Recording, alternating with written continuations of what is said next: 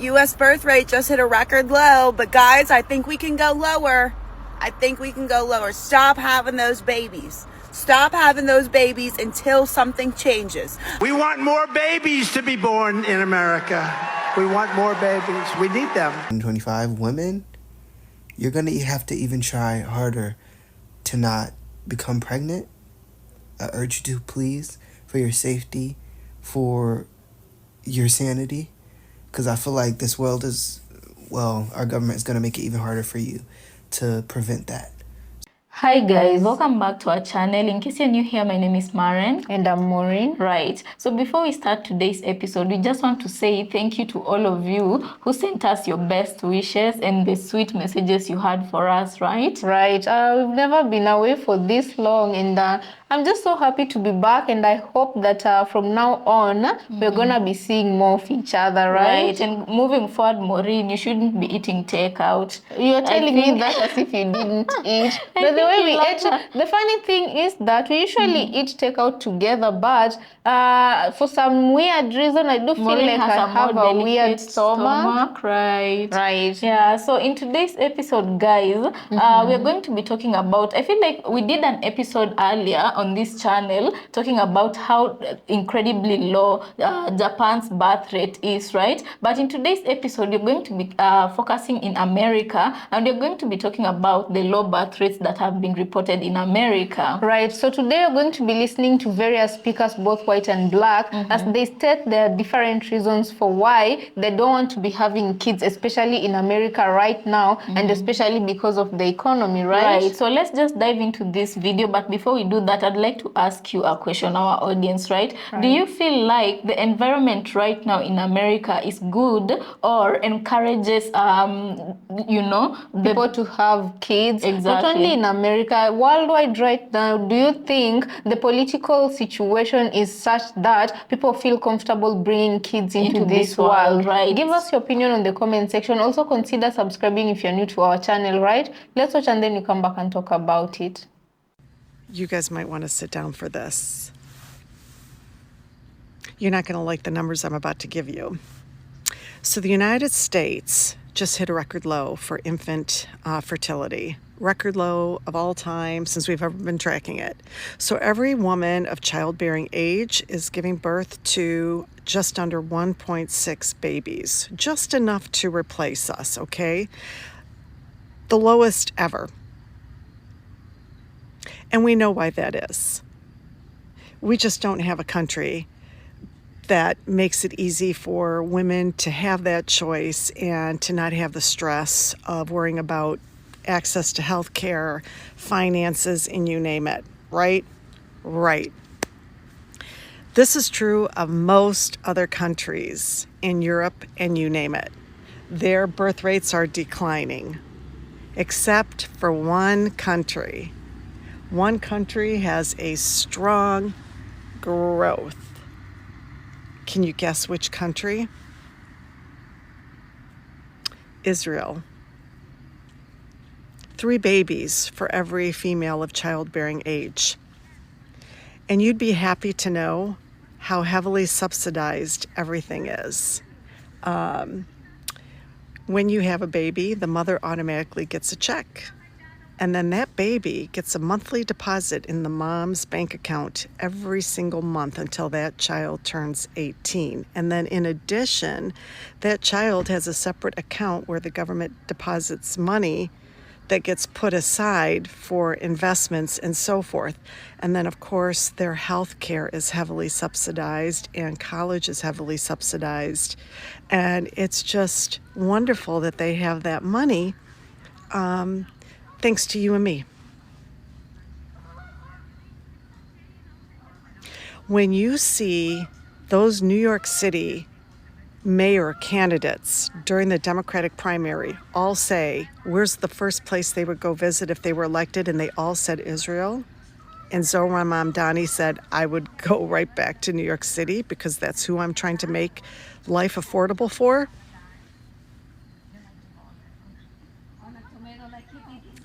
Yeah, we don't get those things here. We don't get those things here.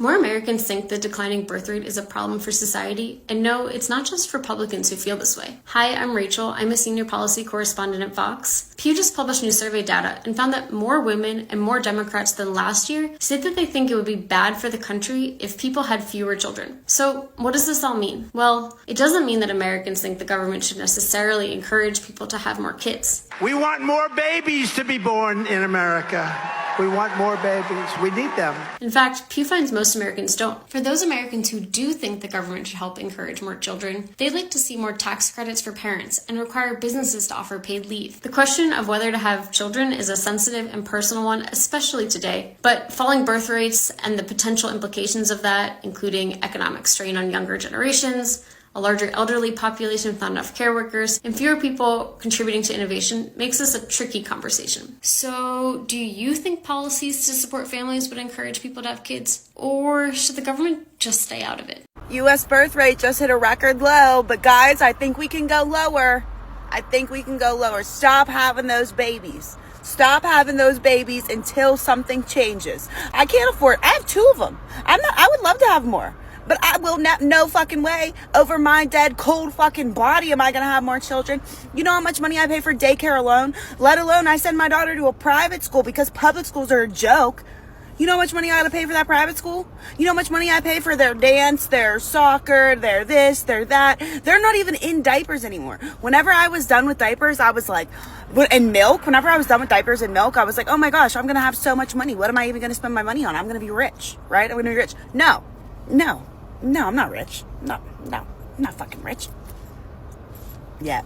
But maybe if life was, maybe if we could afford a home, let's start there. Maybe if we could afford to buy a house, people would have more kids. Maybe if a 1-bedroom shack wasn't $435,000, we would have a kid.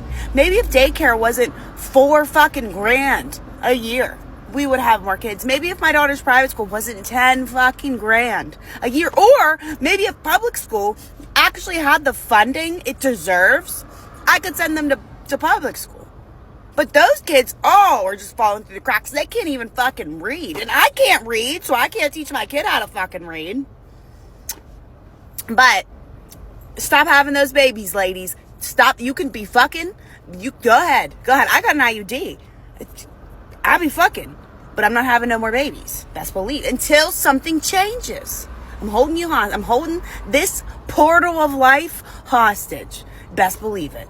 The CDC telling y'all that the birth rates are down, right, in 2024, and it's going to be even worse in 2025. Women, you're going to have to even try harder to not become pregnant. I urge you to, please, for your safety, for your sanity. Because I feel like this world is, well, our government is going to make it even harder for you to prevent that. So whether it's any form of birth control or certain laws that say you can't do certain things without being married, or just these frameworks that they're going to use to try to get you, less protected as possible as a woman who is practicing sex. So just please put yourself first.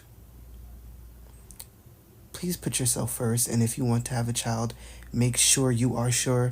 Make sure you're doing it with the person that you're doing it with, you're sure about. And please just have in mind that moving forward, your pregnancy could, endanger your life potentially. So if that's a risk you're really willing to take with a government who is failing to cater to you to the fullest capacity, just be sure, please. In case you missed it, in other news, the national U.S. birth rate is at an all-time low. And what makes it very interesting is that the media, news outlets are saying that the rising cost of homes is why the U.S. birth rate is as low as it is. Come on now. Now, y'all know that is not the reason, right? The reason is that women no longer have autonomy over their bodies. The overturning of Roe v. Wade told American women that their body, my body, is not mine. That depending on where I live, what's my zip code, what is my state, that determines if I can carry my child safely, if I can decide to not have a child, and it also determines what health care I receive while I am pregnant. And because the mortality rate of women during pregnancy is also at a record high, women are opting not to conceive. It has nothing to do with the rise of houses, right? When women want to have babies, they have babies, period. But now that it is becoming a political theme, women are opting out and they're saying not today. So when our birth rates go so low, you start to see the rhetoric of control go even higher, because the replacement of the human race is now at risk. So now it's going to be rhetoric about the woman's role, the woman's role in the home, her reproductive rights, what she should be doing with those, right? That is going to increase because women are saying, I don't care if my state is saying I, can't have an abortion. You know what? I'm just not going to have a baby. And this is what we're seeing. And if politics keeps intermingling with personal rights, body autonomy, things will continue to decrease. We will start to see it on a global scale. This is not small. This is not something that should be overlooked, but this is the definition of momentary changes having long-term, deep, generational impact. Pay attention. That's it. Bye. And what this extreme right regime, per Project 2025, is going to attempt to do to boost up those birth rates is not make it financially affordable and heavily subsidize everything, because we can't. We're not taxing corporations and we're not taxing the wealthy. We need that money. They're hoarding it all. What they're going to do is continue to erode our access to birth control. As a matter of fact, the only thing that Republicans have put forward right now to boost the fertility rates is to make IVF treatment more affordable. That money, though, we are sending to Israel. We don't get it. Like, we're just being used. We're being used by so many different entities, it's not even funny. Vote in the primaries, Democratic primaries. Vote the pro-Israel candidates out. We need to start looking out for ourselves, and we need candidates who are going to help us do that. Birth rates being low is not because of economic reasons. This is a myth, and this has been debunked, and there's no study that reflects that. I mean, this is really common sense, actually. If you just look at even the country you live in, generally the poorer people are having the most kids. I mean, this is the whole point of the movie Idiocracy, was the fact that poor people, people with low IQs, were the ones that were having more kids. And this was actually what justified the eugenics movement, because they realized, like, oh, the poor people are going to have kids and we're going to be screwed. But then they actually created the issue where just they created a bunch of these initiatives that actually put us so low that we became below the replacement rate. But that's a whole nother conversation. I think more of it is culture, and then people have talked about studies where the time you have kids, like generally people had kids earlier in their lives, because a lot of people I've run into are saying, oh, we'll have kids in our 30s, they'll have kids in our late 30s, but sometimes that's not a reality, and they realize, like, dang, like my more fertile years I kind of just punted. So guys, welcome back. Let us know what you think about the episode we just played you, right? You know, I feel like whatever the speakers of today's episode are saying is nothing new, and it was kind of anticipated. Today's society is no longer the same like what we used to have back then. You know, there was a time when life was really, really good. It was conducive. I feel like human behavior is also, Adapted to changes. Right, adapts to changes. And there was a time when, or an era when people used to have a lot of babies, right? And Africa was obviously, known for this, but I do feel like it wasn't Africa alone. It was just worldwide, Right. And when you look at conditions back then, you can also get to understand that the reason why we're having this sort of changes, people back then used to afford homes easily. People back then were not under the kind of pressures that people in today's society are living with, People back then had much more time with their families than compared to people right now, because a lot of people right now spend more time working so that they can afford their living, Right. than how they do when they are at home. Right, and I normally hear a lot of people saying, why should I bring a child into this world to become a slave? Why should I bring them into this world to suffer? And personally, I feel like even as generations changed, People become just more aware of what it is like, because okay, as we usually say, normally how the world was designed, if we are to follow what the Bible states, is that people were meant to find food, and people were meant to live free on earth, and then came the government systems, and People even who also are in the monetized. Bible they say when the Israelites demanded for a king, they were told that now they would have to answer to somebody, So right now I do feel like right now people are answering to governments, and the highest price you have to pay for being part of a certain government or society is taxes, Right, and there's no way somebody who can barely afford food or 3 square meals a day, they're gonna be thinking of, bringing a kid into this world, because you also have to think about school fees and their well-being,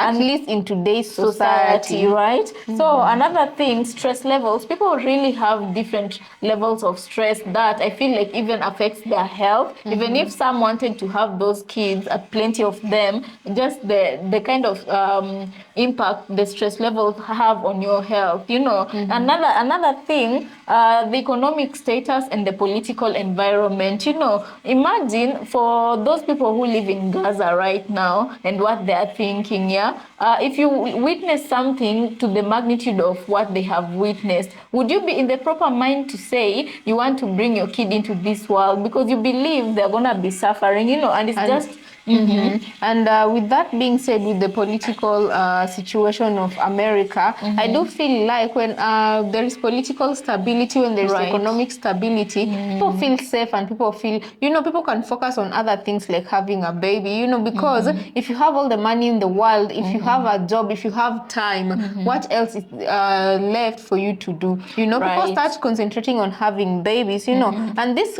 kind of reminds me why I usually say policies are very, very important to factor in, even in the social aspect of the growth of a country, because with good policies that favor not only women but the family structure, I do feel like women will have kids. But if women feel like they're boxed into a situation where they're being forced to have kids, even if it means putting their health in danger, I do feel like that is when rebellion is going to come some up. women will start rebelling against having kids, and this is the case where we're seeing with some women in America. And there is a woman here who spoke on the birth rate of America versus the birth rate of Israel. And I do feel like this here has played into the policy making real well, because she claims that in Israel, they take care of the health of babies up until they grow to become 18 years old so that they can take over themselves, And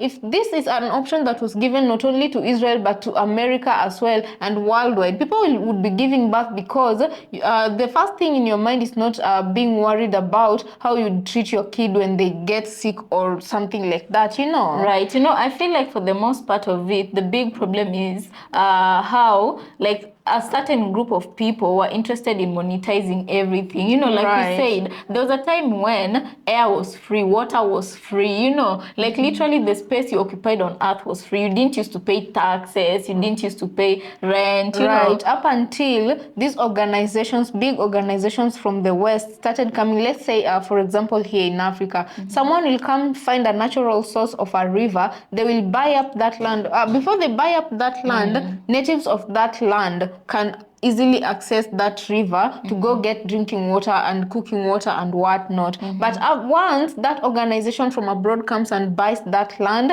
they privatize everything, and that water, that very same water, they start bottling it and calling it mineral water and selling it back to the locals they've gotten there, you know. Yeah, so that is the kind of scenario that started happening, and not only in Africa but all over the world. And now we are at a place of no return, you know, and you're like, what can be done to encourage high birth rates, you know, because the problem, I feel like the problem with Japan is very similar to the problem in America, only that one of the two countries is far much ahead when it comes to the birth rate. Exactly, you know, and Japan to the most part of it. And when you look at these two countries, it's very easy to compare exactly why this is going wrong, you know. It's easy to compare. And when they were talking about Israel, I got curious, you know, and I was asking Google, does Israel pay women to give birth? And according to Google, it says no, Israel does not pay women to give birth. However, it provides significant benefits to new mothers,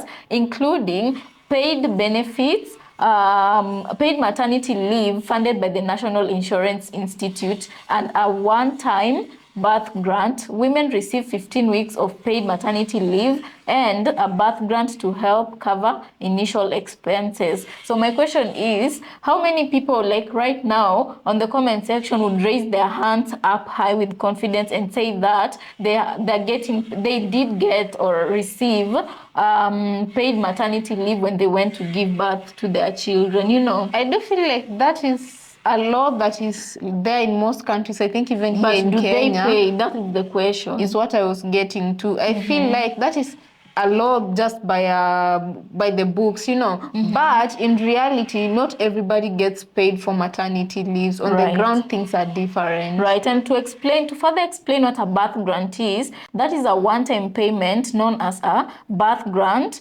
It's automatically deposited into the mother's bank account, just like the lady was saying, right? Account after she gives birth. The amount varies based on the number of children, with higher amounts for the first child and twins. So meaning, if Maureen and I were born in Israel, right, our mom would have received a huge paycheck, right? So I don't know. I feel like government policies could also really change the situation if they wanted it to be changed, you know? Right. So guys, let us know what you think about this episode, and would you consider giving birth to many kids if policies were better and changed right now in America? Let us know, and also consider subscribing if you're new to our channel, and we'll see you on our next episode.